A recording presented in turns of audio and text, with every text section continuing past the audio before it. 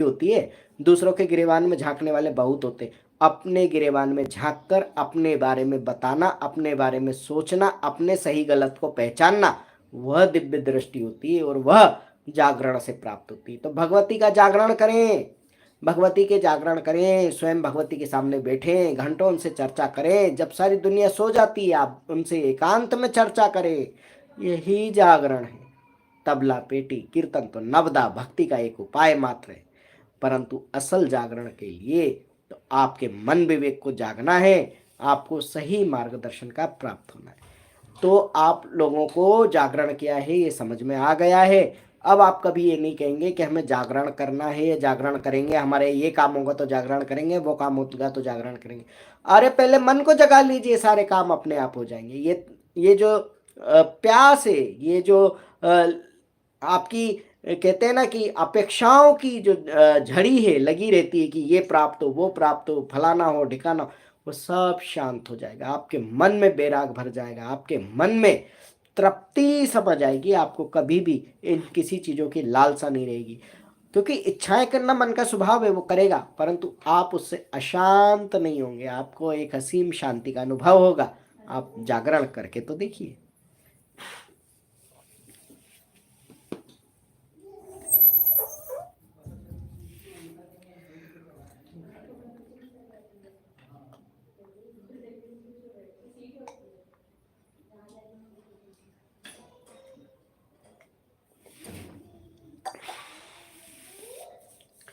यदि आप में से किसी के कोई प्रश्न है तो वो अपने प्रश्न यहाँ लिख सकते हैं।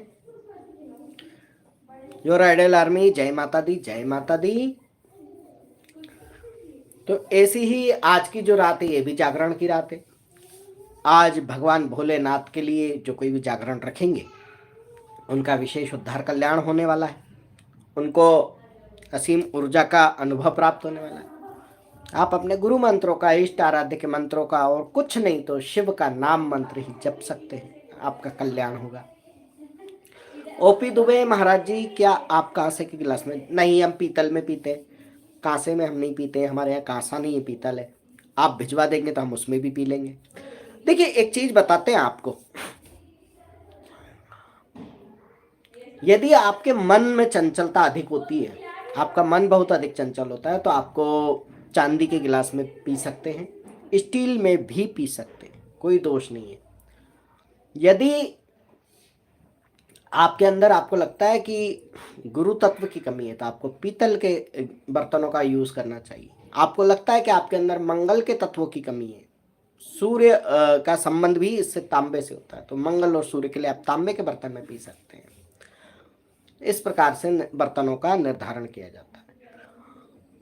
यदि आपके अंदर शुक्र के तत्वों की कमी हो तो आप बहुत अच्छे डिजाइन वाले किसी भी धातु का आप गिलास लें, अच्छे डिजाइन वाला हो, आकर्षक हो, सुंदर हो, दिखने में बहुत इस प्रकार से हो कि जैसे आपने देखा हो कुछ लोग एंटिक चीजें यूज करते हैं जो बहुत सुंदर होती हैं, कलाकृतियां जिनमें होती हैं, तो वो चीजें आप यूज कर सकते हैं। तो इस तरीके से सब चीजें यूज की जाती थी और उसका बहुत विशेष जीवन में प्रभाव पड़ा करता था। हम अपने जीवन में गुरु तत्व को अहमियत देते हैं, वह बड़ा हुआ है या नहीं है हम उसकी बात नहीं कह रहे यहाँ पे, पर हम उसको अहमियत देते हैं। इसीलिए हम पूजा पाठ में विशेषकर इन चीज़ों का उपयोग करते हैं कि उसी की अधिकता अधिक हो। आप भगवान को भोग लगा रहे हैं, बाद में प्रसाद स्वरूप जब खाते हैं तो वही पीतल के बर्तनों से टच हुआ सामग्री, भगवान की कृपा तो, ईश्वर की कृपा तो उसमें होती है, लेकिन गुरु तत्व की भी उसमें मात्रा बढ़ती, अधिकता आती है। जिनको क्रोध अधिक आता है उन्हें तांबे के बर्तनों से दूर होना चाहिए, उन्हें स्टील या चांदी के बर्तनों पे जाना चाहिए। तो इस तरह की चीजें होती हैं। ये सब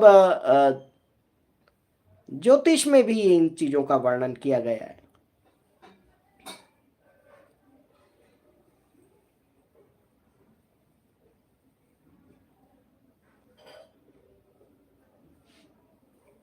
इसके अलावा और किसी को कुछ बात करनी है?